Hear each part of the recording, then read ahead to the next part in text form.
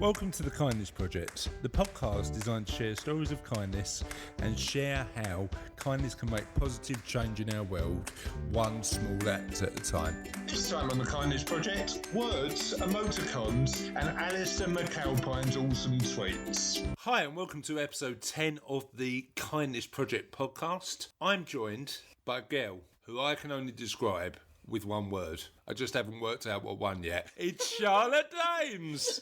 And I am joined by the rider of children's bikes, Chris. Oh, I love a kid's bike. Oh, honestly, genuinely. Riding a kid's bike is one of the things that all adults should do.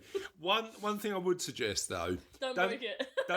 Don't actually sit on it, because that's always a bad move. But also, just make it a bike probably designed for a little older than 6, because those style of bikes are not really designed for a 6'3" stocky gentleman like me to ride. But you had to go, Charlotte, didn't you? You had to go Sophie's bike. Didn't it? Oh, I just pushed it. Yeah, you just give it a little push, yeah? Yeah. And have you ever ridden any other sort of vehicles designed for kids? You ever been on a scooter, or you ever been on Yeah, when I was younger. No, I know, when you was a child, I'm talking about more recently. Well, the boys next door, they had a flicker, and neither of them wanted to get on it. So Mum was like, "You had one when, a couple of years ago," and I was like, "Oh, right, I'll come out and show them." And neither of them wanted to get on, so I got on and started riding up and down the street. So I when I was writing these introductions, I was trying to work out the best word to describe you, and I just couldn't whittle it down to one word.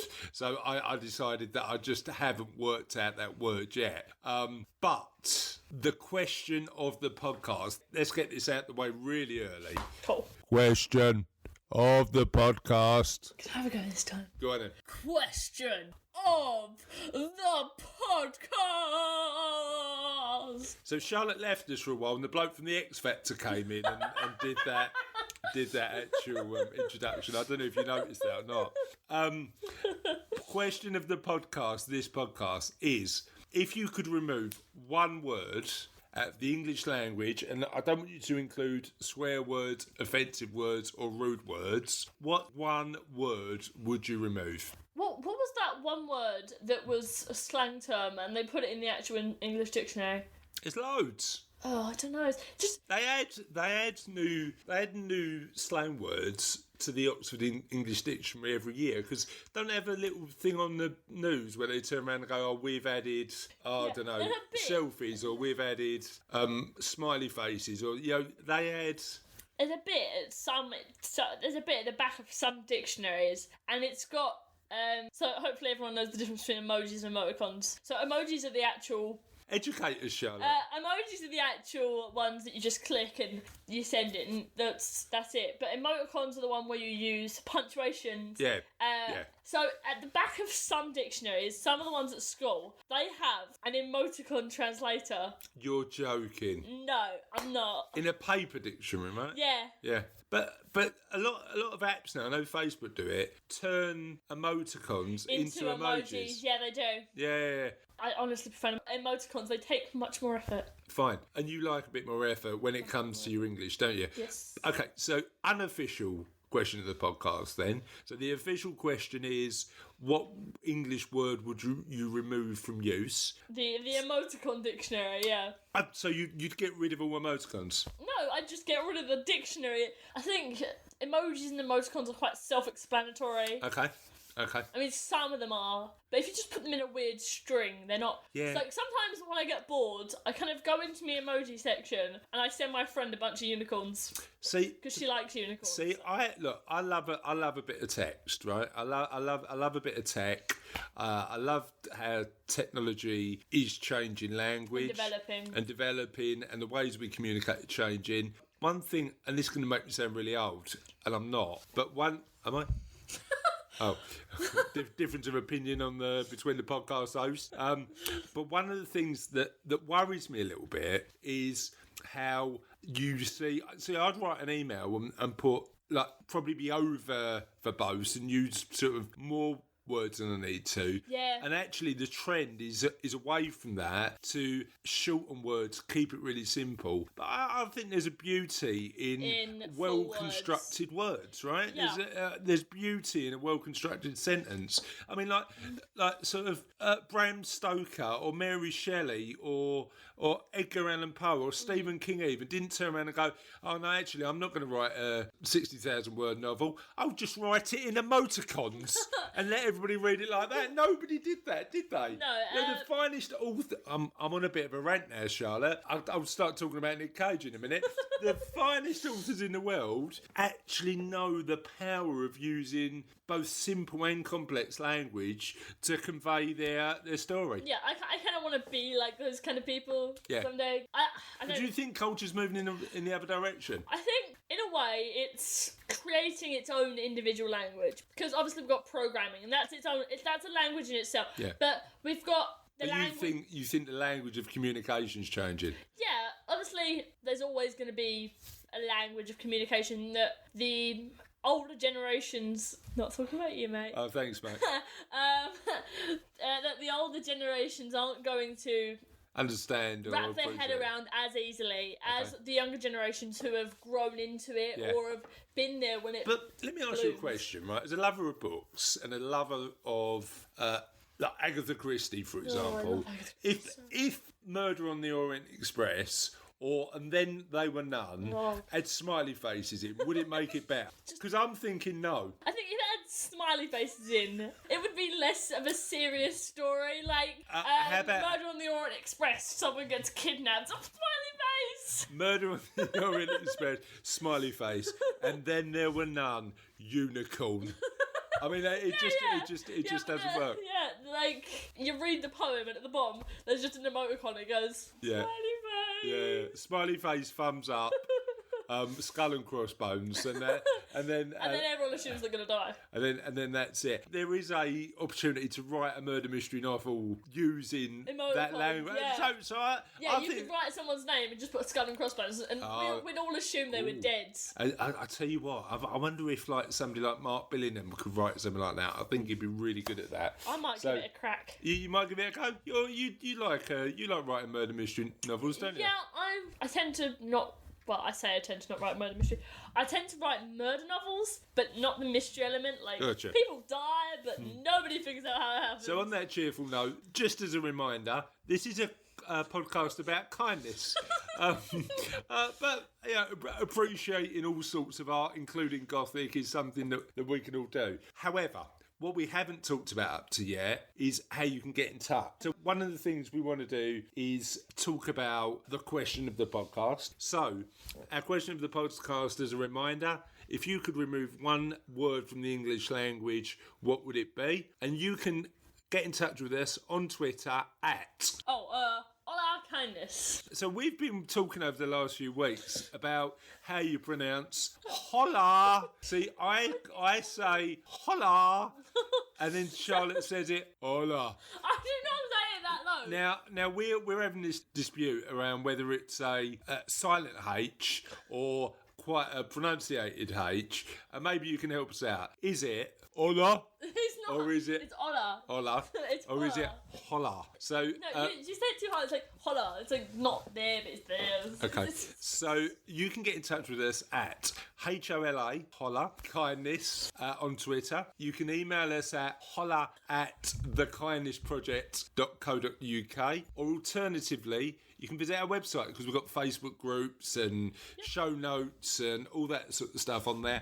Every single one of our podcasts comes with show notes about what we've talked about, links to areas that you might want to understand a bit more about, and just generally loads of useful stuff that will help us share some of the more pertinent kindness stories. But in addition to that, we want your stories of kindness. It's really important that you let us know how kind you are, how kind your communities are, but also individual stories of people we should speak to who are really, really good at thinking of others and being considerate. Yep. So we want to hear those stories. You can also get in touch with either of us at our individual Twitters. Charlotte J. Dames, CHARLOTTE, J. Dames, DAEMS. Alternatively, you can get in touch with me at Chris, CHRIS, Dames, DAEMS, although I may change it to Hola, Chris, but I haven't decided that yet, so use the old one for now. Don't forget your own name, though. Don't forget your own name. Good piece of advice. Good piece of advice. Regardless of your age, be it 14 or 40, don't forget your own name. It's quite useful remembering your own name. You might want to wear a name tag around. Just like, yep, that's my name. At all times, even in bed. Yep. Just go, hello, my name is Chris Dames, would be fantastically useful. And then when you wake up in the morning, it's right there. Oh, I'm Chris. And on that rather bizarre note, should we get on with the show? Yes.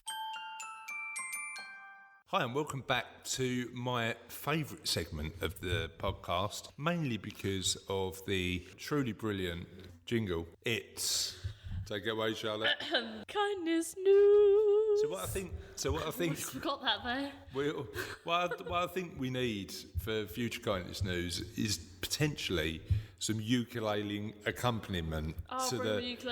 Next time we'll do it in future podcasts. We'll get a ukulele accompaniment to the kindness news jingle. And can we get rid of the cough yet, or are we keeping that in there? Still got to do the cough. We've still got to do the cough. Okay, fine. Yeah. So you've got a really good kindness news story this week. Yes. Awesome. Let's share it with our listeners. Okay, so there was a mum who felt anxious about going out alone with her 5 kids, was overwhelmed by a stranger's act of kindness. Nina Montalvo Carr from the US said she was on mummy duty for the summer, and as her husband, who is a Marine, is away. She suffers from anxiety and finds going out with all her children can be a chore, but she wanted to surprise her kids with the treat of eating out. I was willing to take control of my anxiety and do it, she wrote. As the kids went to the bathroom before it was time to leave, a woman came up to her and asked, "Are all these kids yours? They're so well behaved, I can't believe it." So they're at the restaurant this time. Okay. Yeah. Carr said she and her husband work hard teaching their children how to behave out in public. She told the stranger that they were her children and thanked her for the kind words. We chatted a little and then she went back to her table with her family. The mum wrote, 10 minutes later, our waitress came up to clear our table and shared, "Your bill has been paid for by a family here at the restaurant who has noticed your beautiful, well-behaved children, and all they ask is that you pay it forward." Carr said she immediately started to cry. "I cried because this is exactly what I teach my kids," she wrote, surprising people and paying for either their meal or coffee. She then asked others to do something to pay it forward and continue to pass on the kindness. Yep. Her post had more than 20,000 likes and thousands of comments from people who were touched by her story. "What a great group of kids," one person wrote. "It's hard work and you and your husband are doing a great job. Teaching them kindness early on is so important. Karma is good sometimes. Glad it came back this sweet way to you and your family." So I love the idea of paying it forward, because I think, just doing something cool and then potentially that just one tiny act of kindness spreading, because that person then does something and that person does something. I made a film about that years ago, which wasn't a particularly good film, but the concept is really cool. And actually often what we forget to do is we do something nice for somebody else, and as a little reminder, we should be more conscious about saying, "Do me a favour, it's cool what we're doing, but if you could just pass that act of kindness on to the next person." It's like the athlete, and he started that thing, and he donated, he supported one athlete and got her prosthetics. Yeah. And she did the same for another athlete. Yep. And they were told to just keep passing it on until... Yeah. I think we make a judgment call, and I think one of the advantages of being kind is the recipient of the kindness feels better, but often the giver of the kindness feels better. So if you've received it, actually the way to continue to get sort of positive feelings from being kind is to keep being kind. Is to actually be the giver of the kindness instead of the receiver. So I love that story. That story. Going out with 5 kids for dinner, I think, with anxiety as well. With anxiety is pretty brave stuff. And actually, I think one of the things that one of the acts of kindness that I often think about is how the royal families talking about mental health more and therefore destigmatising the conversation around it. I think it's really important that we have more conversations about mental health so we can think about how to cope with those sort of issues. But yeah, brave lady. I don't know if I could go out for dinner with 5 kids, but we'll have to wait and see. Anyway, that's it for this week's Kindest News. So Charlotte, I want to talk to you about a set of tweets that I've just read from a awesome guy. Well, I don't know he's awesome. He might be awesome, but his tweets, certainly his set of tweets, are incredibly awesome. And his Twitter bio says the guy's name is Alistair McAlpine. The guy's awesome name, really good name. He's from Cape Town in. Oh, you looking blankly? Where's Cape Town? Why did you say that so slowly? Because my assurance was not 100%. South Africa. Cape Town in South Africa. Well, that's what his Twitter handle says. You know what I love? I've been to Cape Town in South Africa, and you know what I love? There's a mountain in South Africa called Table Mountain, and there's clouds on top of it. And you can walk in the clouds. Oh, cool. But the weird thing is, there is a British post box, or there was when I went, on the top of this mountain, which seems a bit strange. But anyway, Cape Town is an awesome place. His Twitter bio, Alistair McAlpine, says paediatrician, runner, ultra distance runner. So he's put runner twice. He doesn't only run, he does ultra distances. Music lover and amateur foodie. Humanist and skeptic. Dislike pseudoscience, don't we all? I like proper science. Yes. Occasionally funny, really. However, this is what he's put. Okay, so he works with children, and he wrote this. For an assignment, I asked some of my terminal paediatric palliative care patients. So do you know what that means? The ones that are not getting better. Agreed, yeah. What they had enjoyed in life and what gave it meaning. Kids can be so wise. Here are some of the responses. First, none said they wished they'd watched more TV. None said they should have spent more time on Facebook. None said they enjoyed fighting with others. None enjoyed hospital. Many mentioned their pets. Some of them said, I love Rufus. His funny bark makes me laugh. I love when Ginny snuggles up to me at night and purrs, and I was happiest riding Jake on the beach. Now, I'm hoping Jake's a horse, not a dog, and it might be a cat. I mean, I don't know. You could ride any animal if it was big enough, couldn't you? I mean, you could probably ride a dashhound if you were a baby or something. Maybe. But do you reckon sort of the kids are right about pets? Do you reckon pets... Pets are awesome. You like pets, good stuff. Yeah, I wasn't too keen on Dexter when he first joined the family, was I? But now you cuddle him the most. I do like a good Dexter cuddle.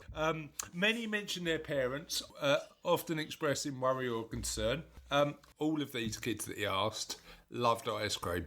I don't blame them. Ice cream is good, but we all know what the best ice cream in the world is. Salted caramel. Salted caramel from where? Where would you go? Sainsbury's salted caramel. Caramel.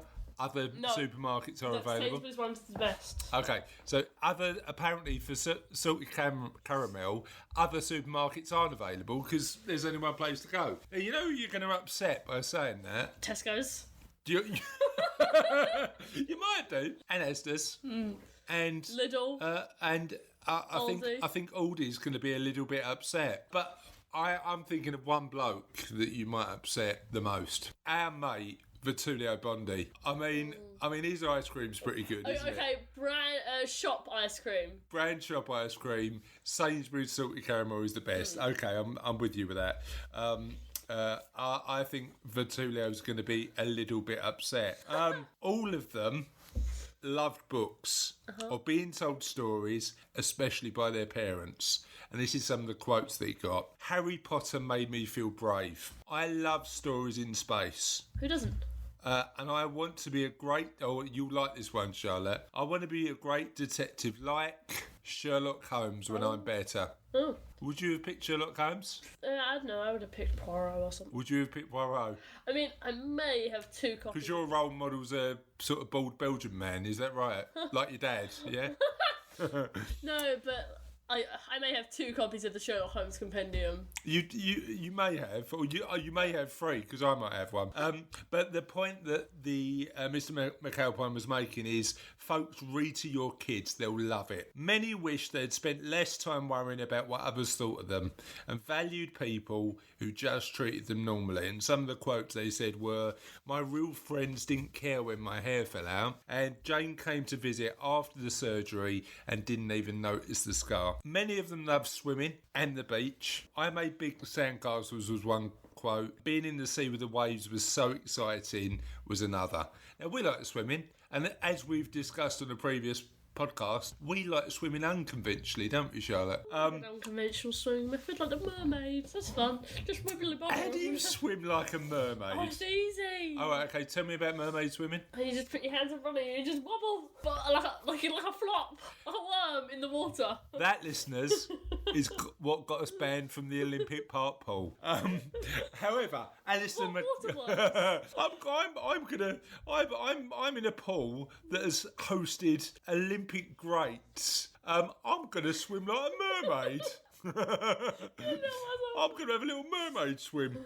But what Alistair McAlpine said was really interesting. Almost all of them valued kindness above almost every other virtue. They said, "My granny is so kind to me. She always makes me smile. Johnny gave me half his sandwich when I didn't eat mine. That was nice. And I like it when the kind nurse is here. She's gentle and it hurts less." Almost all of them loved people who made them laugh. But like you then? I like people who make me laugh. I certainly do. I think life is too short not to have a good giggle. A good giggle, a lot of fun.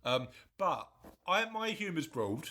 Okay, the children they interviewed for this, their humour was route one, because the things that made them laugh was interesting. So they said, "That magician is so silly. His pants fell down and I couldn't stop laughing." Whether that was intentional or not, good idea. I don't think it was, and I don't think it was a magician. It was actually a doctor. My daddy pulls funny faces, which I just love. Now, in our family, you're better at funny faces than me. I mean, that chin. That chin. What are you on about, mate? My chin's perfect, no, especially when it gets all contorted. It's perfect, but you can make funny faces a lot better than me. Well, a magic moustache. You can do a magic moustache. That is good. And then the next comment was, "The boy in the next bed just farted. Ha ha ha ha." And then Alice has commented, and I absolutely agree with him on this, "Laughter relieves pain." Next, they said kids love their toys and their superheroes. "My Princess Sophia doll is my favourite. I love Batman." That's not me saying that, that's the kids, but Batman's cool. "And I like cuddling my teddy." That's me, not the kids. And finally, they all value time with their family. Nothing was more important. Some of them said, "Mum and Dad are the best. My sister always hugs me tight, and no one loves me like my mummy loves me." Aww. In conclusion, Alistair said, this is the take-home message that he's got. Be kind. Read more books. Spend time with your family. Crack jokes. Go to the beach.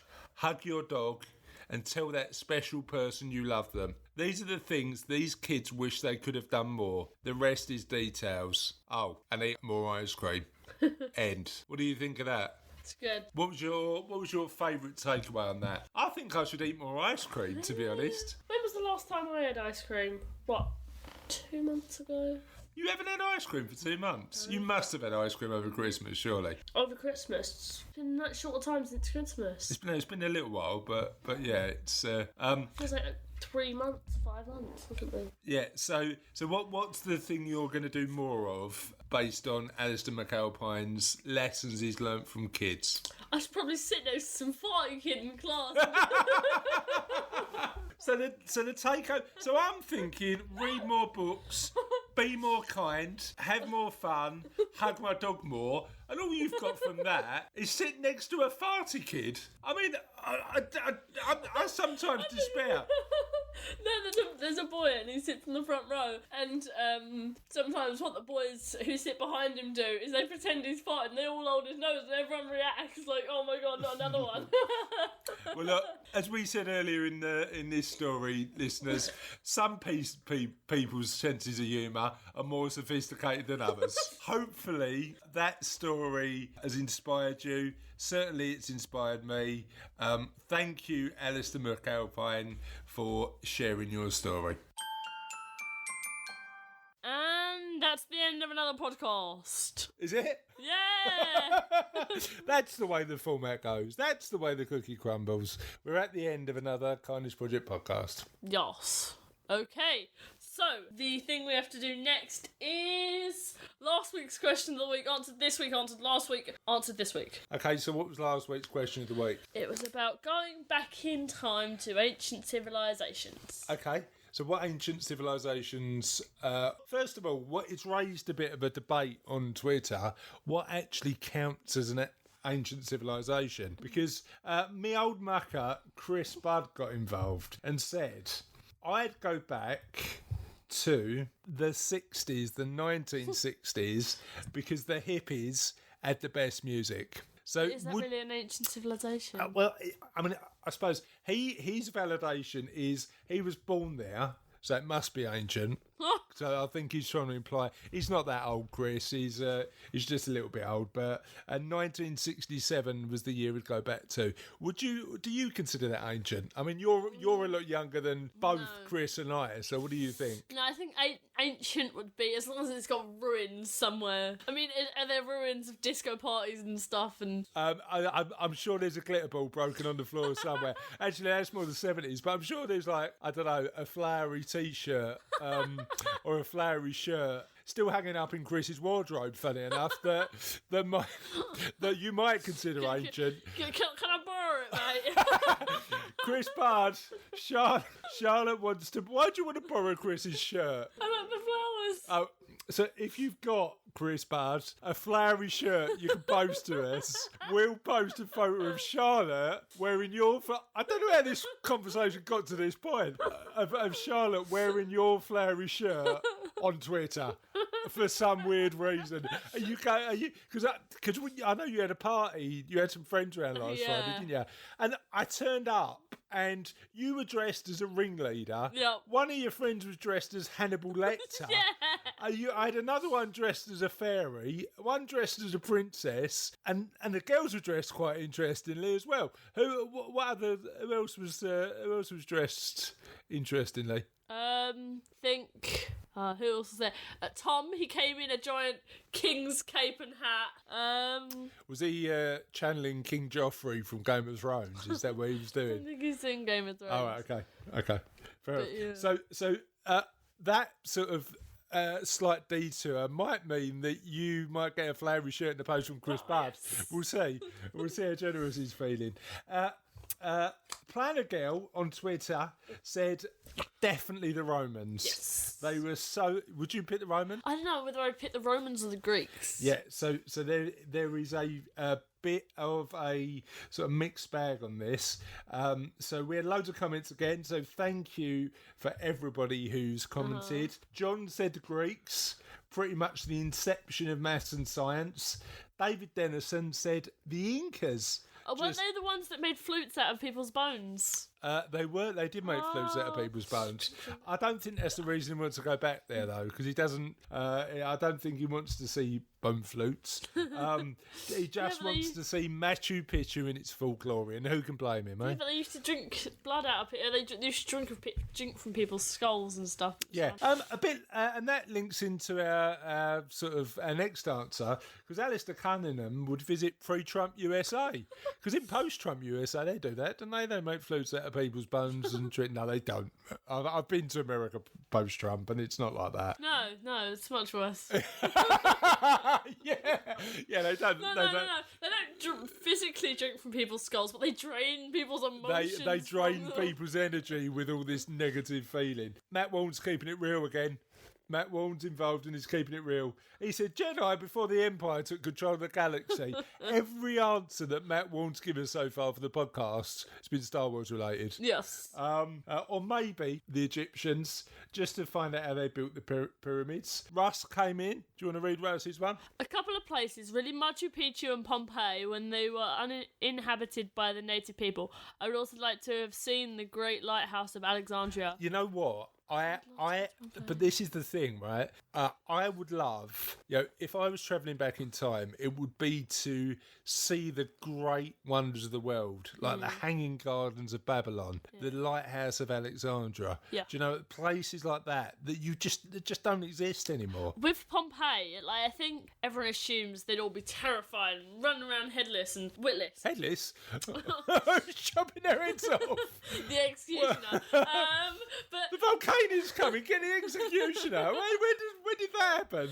no, but they were running around like headless chickens, and I think What? Sorry, the people. yeah, the people were all running around like headless chickens. Oh, right, okay. To avoid the volcano, because the executioner's after them. To avoid the volcano. Oh, right, They okay. weren't, because they all just assumed it was the wrath of a god and that they would have to stay in the town to appease it. So they were all still in the town. So they stayed in the town to appease the god of the volcano, even though they could have escaped and went. There must be some people. I mean, there must have been some people who just said, "Bugger this for a game of soldiers, I'm off." I don't know. What would you reckon? Yeah. I don't know. Anyway, so Russ said that, and I agree that you'd want to see, the 7 wonders of the world. Karina Murray said, Mayans, I really know what's up with the mysterious pyramids. And Justin Gaffney had a really interesting point. So do you want to read Justin's one? Ancient Greece, acceptance of same-sex relationships, and that older men would mentor younger men, including in matters of sexual relations, while still having female partners for family Genealogical purposes. Yeah, I know a little bit about this. Okay. So Zeus, the Greek god of lightning and thunder and storms, he used to keep a boy under his throne. Did he? Zeus used to keep a little lad under his throne? Yeah. First time I've heard of it. I've told you this before. Oh, I can't remember. But he used to keep a little, not a little boy, but a man under his throne for recreational purposes. Well, look, certainly the Greeks and Romans were more sexually liberated, and then we went through a period of religious, It wasn't just the Greeks and Romans though. The Norse as well, because their god of Loki, the god of tricksters, he used to change into. He used to keep a fella under his bed. He used to shapeshift into women just so he could. Did he? I am learning something He used new. to shapeshift into But I think, you look at a lot of Roman architecture where the art's been preserved, and you see that actually the Romans and Greeks were not only technologically advanced for their time and sort of had great philosophers, they were actually really sexually liberal as well, which I think over the years we're probably getting closer to that sort of way in modern times, but for years, through the Dark Ages and through the Middle Ages, we actually went in the other direction, didn't we? Yeah, for a little while, which seems weird. And Amy Rose said, back in time to see Stonehenge got built too. Now I've got a feeling she meant Stonehenge. And I think the autocorrect on her phone got the better of her. Or it's just an abbreviation, because Stone, S-T-O-N, Henge. Henge. So just take the G-E, Stonehenge. Or it could be abbreviation, it could be an autocorrect, or there's this hidden place we don't know about called Stonehenge. And Amy needs to tell us a little bit about the world of Stonehenge. The planet of Stonehenge. Maybe it's not a planet, maybe it's an underground base of moles. Maybe it's where Zeus keeps his fella. or Odin, or other gods are available, listeners. So that was the question of the podcast. Now, I've got an appeal to make. We are actually running really, really low on podcast listeners' stories of kindness. So I'm going to be out on Facebook and Twitter in the next couple of days, asking people about kindness again, because we do need your stories of kindness. But can you tell the listeners where they can send their stories of kindness into? Hola kindness. So how's that spelled? HOLA kindness On Twitter. Okay, so it's at Holla Kindness, yeah. Or holla at thekindnessproject.co.uk. .co.uk. That's an email address. Don't try and type that in online because that won't work.